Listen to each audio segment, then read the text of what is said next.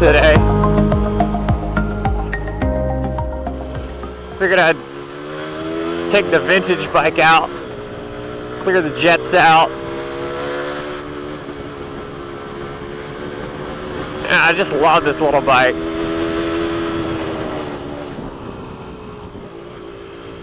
And I just thought I'd record a little bit because of just this beautiful road. I don't come out here much, but it's fairly close to my house. And it's just the coolest little road in the forest.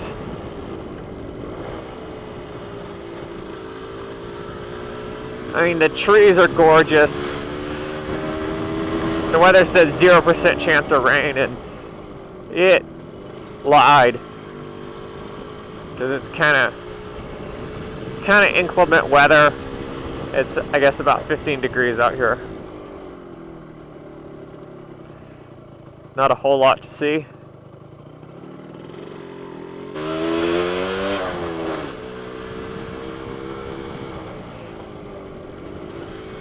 But inclement weather isn't a reason not to ride. You know, these sport bike guys who go out there and just drag knee all the time and run the hyper sport tires and all of that business. Well, you know, they don't want to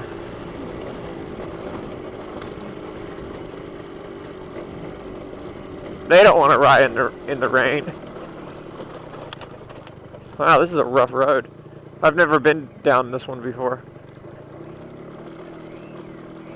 You know, they don't want to ride in the rain because their tires have no tread on them. But if you get some good all-around tires with some good tread, then you can lean pretty far. The suspension is struggling to keep up with this, and it's really rough. But the tires on this thing have a lot of grooves in them, so they should have good wet traction. You know, the truth is, if you're smooth with the brakes, I can do stoppies in the rain. Like, there's a lot more traction than you think. But you want to be really smooth. They say that racers, they're really gentle as they go on and off the brakes. It's that first application and that last as you go off. They're really gentle, but then they're super aggressive. You know, once the forks are compressed and the tires are kind of ballooned out, then they're really aggressive. They really clamp down heavy. And riding in the rain, you know, it teaches you that. Because braking is all about... That's interesting. Braking is all about weight transfer. And traction is about weight transfer. So once you get that weight on your front tire, I think it's set up. Yeah, it is up. Once you get that weight on the front tire, then it's going to have more traction. You gotta let that weight kind of transfer a bit, and then you can just squeeze on it. And one of the important things is having good rain gear, because when you're riding for hours, you know, at high speeds, even low speeds, but when you think about it, rain gear that's for people to walk around out in the rain isn't taking into account rain blasting at you at 100 km an hour. You know, it's like being in a hurricane. You know, it needs to keep you dry in a hurricane. Like, that's crazy.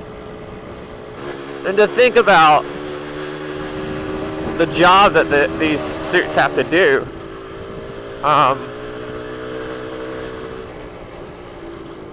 I haven't wanted to spend a lot of money on rain gear, but I have found, you know, some decent gear. I paid, I guess, about 40 bucks for this jacket, and only about 15 bucks for the pants. But the pants, the quality of the material isn't really high. They're waterproof.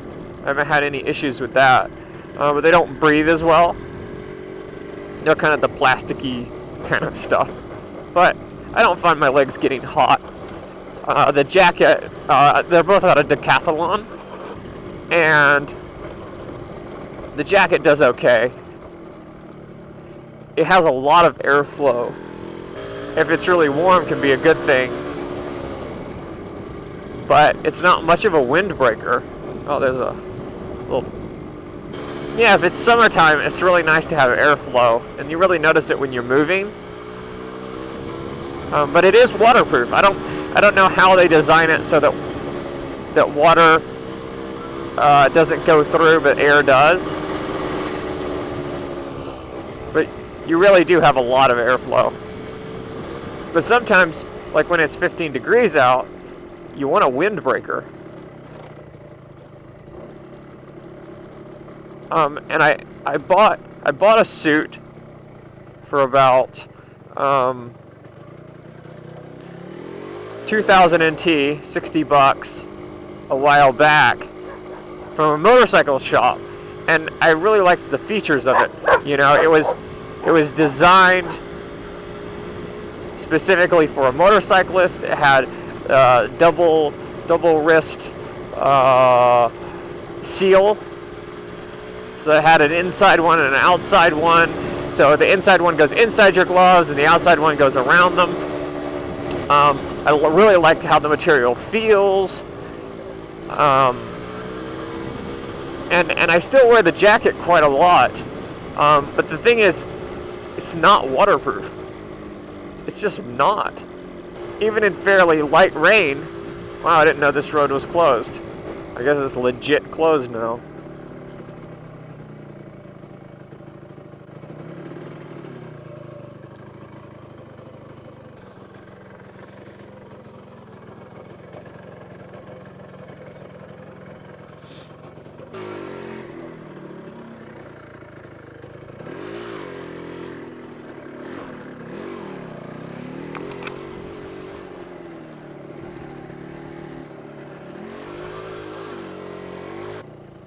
Oh, that's why they don't want people.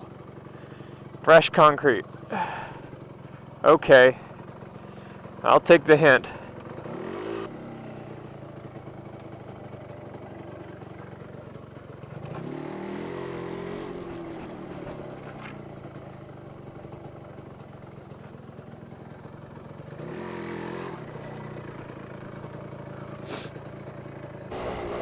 And the trouble that I've had with a lot of the gear that I've purchased, because I haven't spent a lot of money on my rain gear, is that after a while, they just break down. After a few months,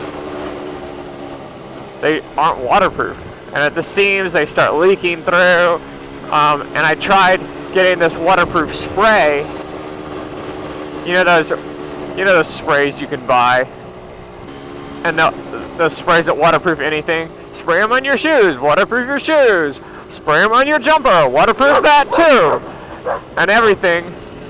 That worked for like a month or something. And then, you know, whatever that waterproof covering was, it wore off. The other one is a good windbreaker. The other thing I like is it has reflective striping. And it's red, so you can't miss it. And bikers are hard to see in the rain. And cars in general, they're really hard to see out of. So,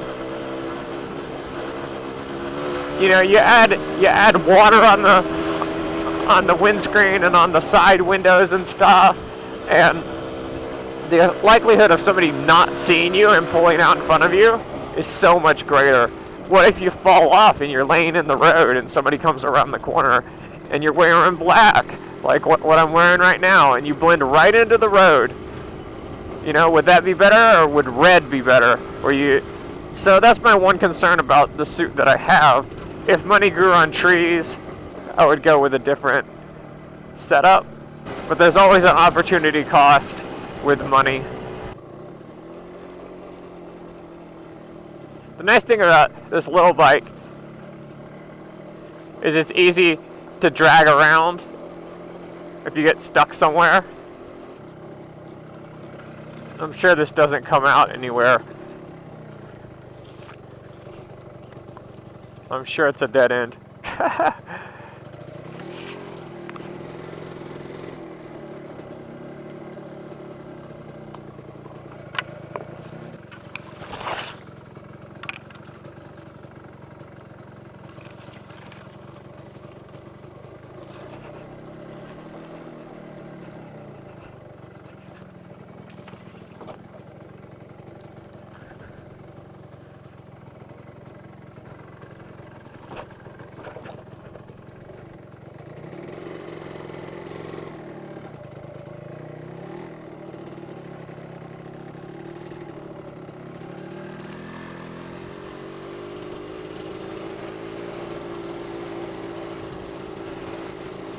I'm just curious how far I can go.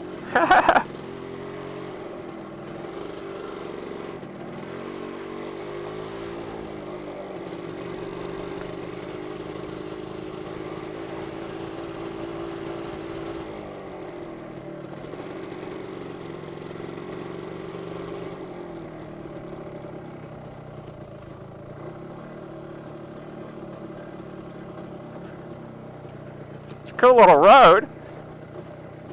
Obviously, not many people use this road anymore.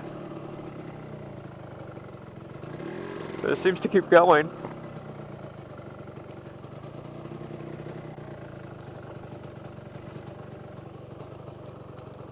There's a stream.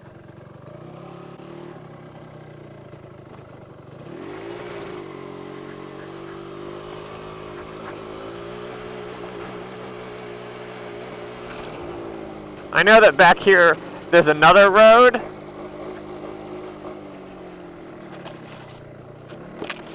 This sort of peters out in dead ends, and so I'm hoping that this road connects to that road. Nope. No connection. So that's why nobody rides it anymore. It just got swept out. So over that mountain, I know that there's another road. And, you know, originally, that's where this went. And to be honest, in some ways, I feel more comfortable exploring these little tracks than on my Supermoto.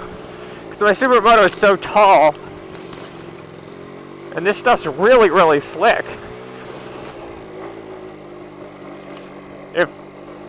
If the front slides out on you, sometimes there's not a lot you can do. It's a cool little place, though. There's just not a lot you can do. It just goes.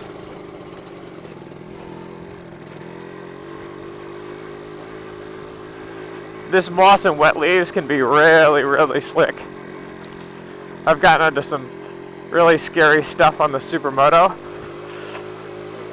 where I got off and I walked it just because it was basically being on ice. That road looks like it's somebody's private place.